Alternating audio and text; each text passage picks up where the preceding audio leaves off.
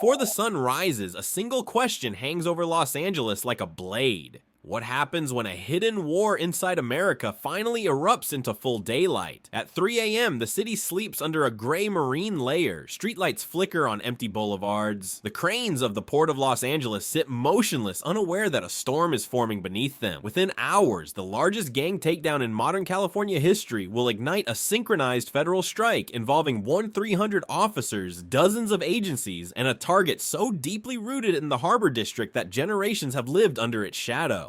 The event begins quietly. Command centers glow with blue screens. Maps show the grids of San Pedro, Wilmington, and Harbor City. A countdown starts. Behind the scenes, agencies coordinate with a precision usually reserved for counterterrorism operations. ICE Homeland Security investigations, guided by new directives under President Donald Trump's strengthened domestic enforcement posture, finalizes entry points. The FBI's Violent Gang Task Force confirms simultaneous breach routes. ATF weapons specialists stand by ready to trace ballistic evidence within minutes of seizure. LAPD units rehearse containment lines. U.S. Marshals prepare prisoner transport corridors. Every piece of America's law enforcement machinery is primed. Key developments emerge long before the first armored vehicle rolls. According to investigations referenced by Reuters and The Guardian, the Rancho San Pedro gang, once a local clique, slowly evolved into a transnational trafficking node with Mexican cartel connections. Jane's defense analysis later describes their weapons distribution patterns as militarized, structured, and consistent with foreign-backed criminal logistics. Over 3 years, agents mapped networks of narcotics pipelines, gun-running routes, and financial laundering channels spanning California to Baja California. Surveillance wiretaps and undercover buys reveal an organization operating with the discipline of a forward-deployed cartel cell.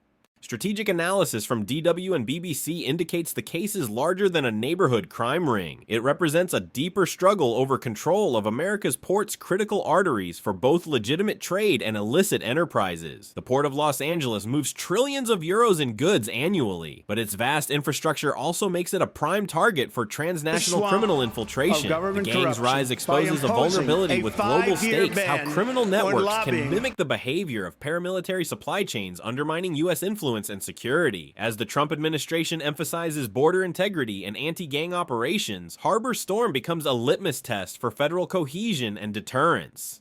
Yet beyond the geopolitics, the human impact is raw. Families in San Pedro live with the constant threat of extortion, retaliation, and stray violence. Children walk to school past graffiti-coded warnings. Residents speak softly about gunfire at night. For many, the coming raid represents something unthinkable: liberation. Federal commanders know the stakes: success could stabilize an entire district. Failure could plunge it deeper into chaos. As first light approaches, the question sharpens. When federal power surges into a neighborhood long controlled by fear, does security finally outweigh freedom, or does the price become something America must reckon with? If this unfolding story offers value, consider subscribing to stay informed as the operation escalates. The origins of the operation trace back to a single, almost invisible spark. A whisper inside the Harbor District. A confidential informant nervous, glancing over a shoulder, telling investigators something that instantly shifts the ground beneath Los Angeles. High-powered rifles are moving through the port, heading south toward cartel hands. Not pistols, not street-level weapons, but AR platform rifles, 7.62 caliber builds, and modified assault-style configurations associated with organized trafficking networks. That moment becomes the catalyst for a multi-agency investigation that will reshape federal strategy across the West Coast. ICE Homeland Security investigations, already tracking cross-border crime patterns under intensified federal directives, immediately alerts allied agencies. According to parallel reporting from BBC and Reuters, U.S. law enforcement has spent years watching cartel-linked groups diversify their supply chains. So when HSI identifies the first signs of weapons smuggling through the Los Angeles harbor, urgency spikes. The FBI's Violent Gang Task Force joins within days. ATF follows, bringing its ballistic indexing and weapons trafficking expertise. LAPD's Gang and Narcotics Division contributes street-level intelligence names, cliques, meetings, pressure points. The machinery of national law enforcement fuses into a single investigative organism. What begins as a gun-running probe rapidly expands. Defense News later reports that analysts flagged suspicious patterns matching cartel logistics' bulk cash movements, encrypted communication channels, and procurement behavior resembling paramilitary cells. 3 years of surveillance paint an increasingly alarming picture. Rancho San Pedro, once dismissed as a neighborhood gang, is operating with the structure of a foreign-aligned criminal syndicate embedded directly inside America's largest port. Wiretaps capture deals spoken in code. Undercover buys intercept narcotics with purities consistent with cartel-grade product confirmed through DEA chemical analysis. Jane's Defense Weekly notes that certain recovered firearms had ballistic signatures linking them to homicides in both Los Angeles and Baja California, supporting a cross-border operational footprint. Financial forensics reveal cash laundering routes moving through shell vendors and pseudo-legitimate businesses. As every agency feeds intelligence into the matrix, the image sharpens. RSP is not merely a threat to public safety, it is a threat to national security.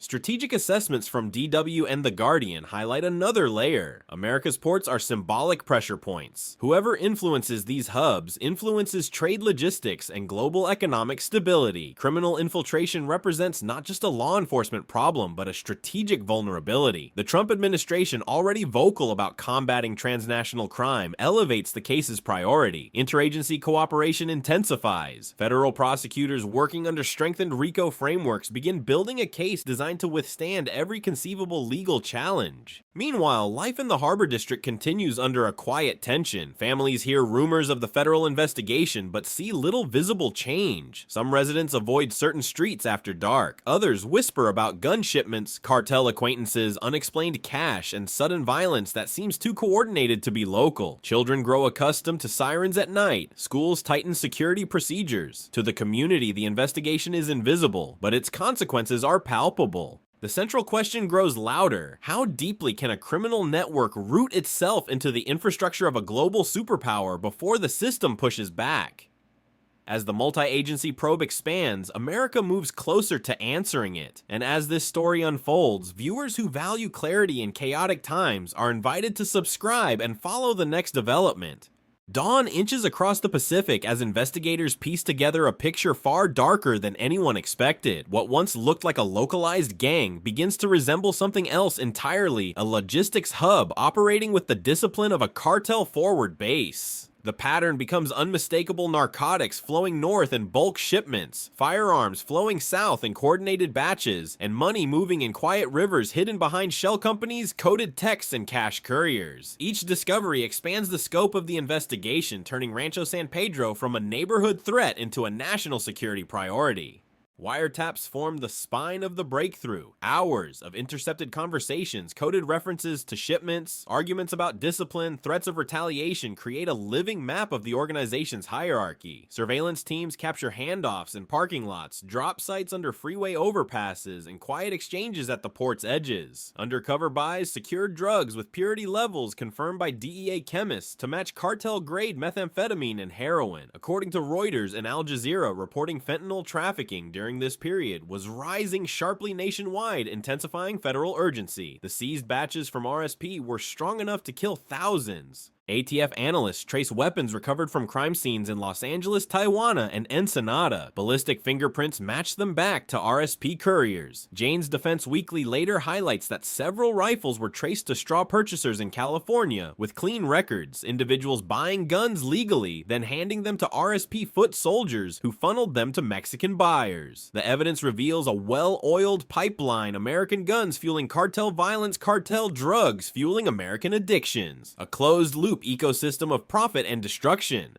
Former gang members begin to flip, some out of fear, some in exchange for protection. They describe internal structure: shot callers, tax collectors, supply managers, enforcement squads. One reveals stash houses disguised as family homes. Another outlines cross-border communication with cartel intermediaries. A third identifies the routes used to move weapons through Baja California. The testimonies align almost perfectly with the surveillance logs. Every detail tightens the noose.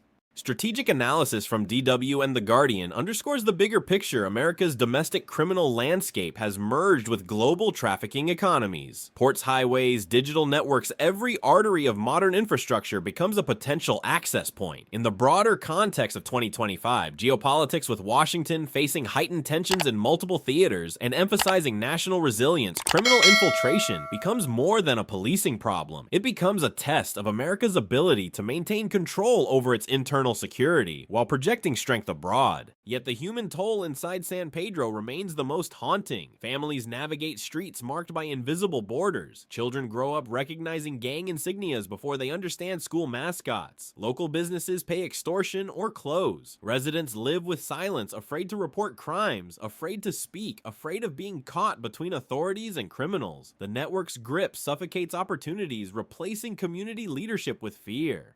As investigators assemble the final intelligence layers, a stark question emerges. If a criminal syndicate can operate this deeply within a major American port, how many others exist in the shadows waiting for the right moment to expand? For viewers following this unfolding story, subscribing ensures you won't miss the moment this investigation explodes into full-scale action. By late 2019, the investigation reaches a tipping point. 3 years of surveillance, wiretaps, undercover buys, and forensic analysis converge into a single undeniable truth. Rancho San Pedro is no longer a street gang. It is a vertically integrated criminal syndicate functioning as a subcontractor to Mexican cartels. And now, federal prosecutors begin the most painstaking phase, constructing a RICO case strong enough to dismantle the organization from the top down.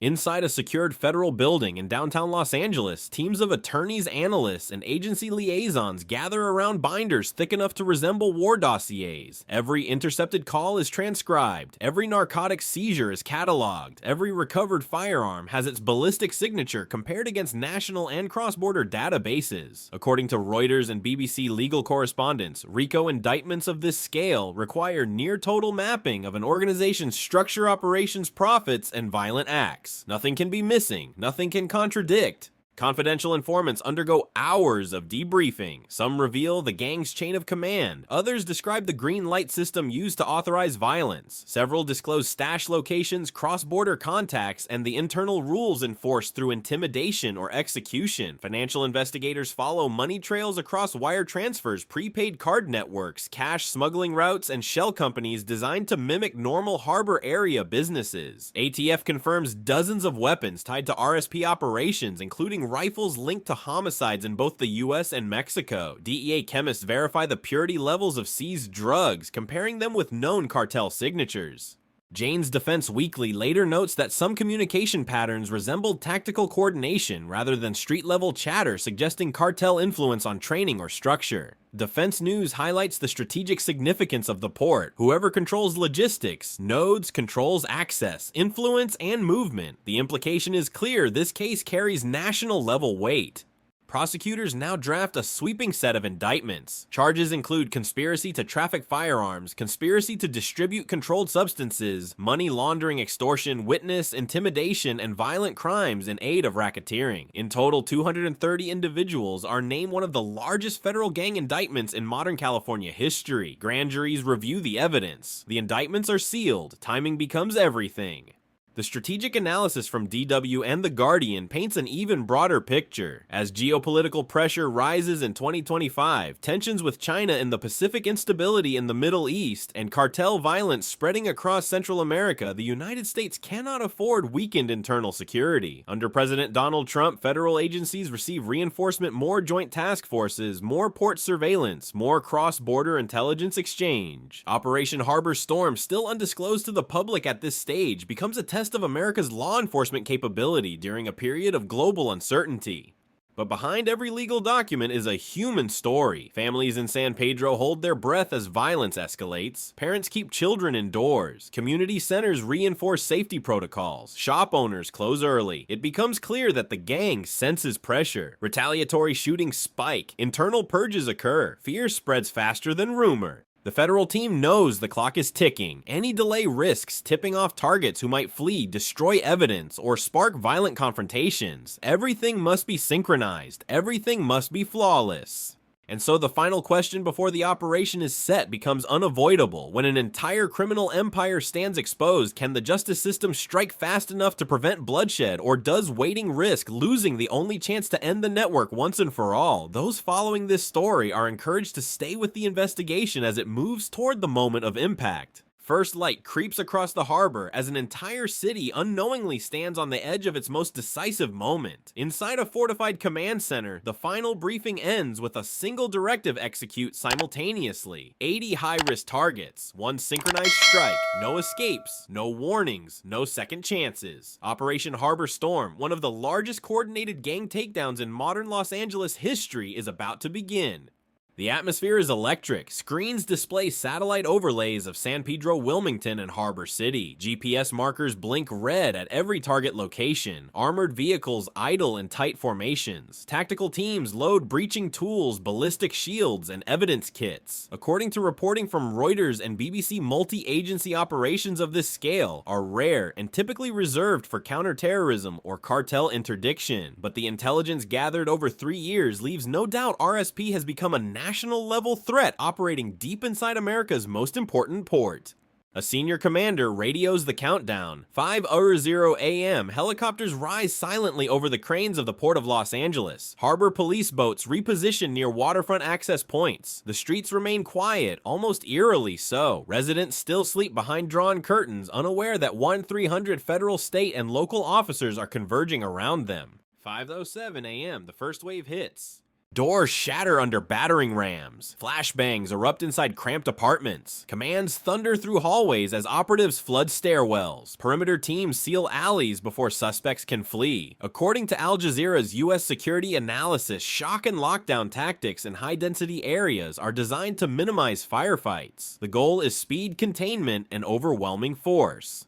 The results come fast. Some targets surrender without resistance, stunned by the scale of the operation. Others attempt to escape through windows and rooftops, only to be intercepted by marshals' units or K-9 teams. Inside several homes, agents recover evidence immediately. Glock pistols, AR-style rifles, high-capacity magazines, suppressors, cash binders, encrypted phones. DEA teams secure boxes of narcotics, high-purity meth heroin, and fentanyl stamped for distribution. ATF technicians begin on-site weapon processing, swabbing, photographing, and tagging each firearm for ballistic tracing. The density of contraband suggests a deeper truth. RSP's operational tempo was accelerating. According to The Guardian's reporting on cartel-linked gangs in U.S. port cities, groups often expand aggressively in the months before major indictments, unaware their entire network is under surveillance. Harbor Storm hits at the peak of activity when the gang least expects it. As more teams breach secondary locations, resistance stiffens. A standoff develops in one apartment block, forcing negotiators to intervene. In another location, suspects attempt to destroy evidence, phones smashed, drugs, flush documents burned, but the pressure is too overwhelming. No serious injuries occur, a testament to the precision planning. By mid-morning, the scale becomes clear. Nearly all primary targets are in cuffs. Streets fill with tactical units, escorting detainees toward transport convoys. Helicopters hover above as evidence technicians load confiscated weapons and narcotics into armored vans. According to DW, similar multi-agency operations in Europe have dismantled mafia clans, but the Harbor Storm strike is larger, spanning more defendants and more firepower. Strategic analysts note the deeper meaning. Under President Donald Trump's enforcement posture, federal agencies pursue transnational criminal networks with renewed intensity. The Port of Los Angeles, critical to U.S. trade and national logistics, is now reaffirmed as a zone where criminal infiltration will be met with overwhelming force. America's image both at home and abroad depends on demonstrating control over its economic arteries. Yet the human dimension is impossible to ignore. Families watch from windows as suspects, some lifelong neighbors, are led away in chains. Relief mixes with fear. For some, this morning marks the end of years living under intimidation. For others, it raises new anxieties about what comes next. Power vacuums can be dangerous. Rival groups may attempt to seize territory. Federal commanders know the aftermath must be managed with the same precision as the raid itself. As noon approaches, officials prepare for the press conference the moment the nation learns what happened in the harbor at sunrise. But a final question lingers over Los Angeles. When federal force crushes a criminal empire in a single morning, does the victory secure long-term peace or merely open the door to the next battle?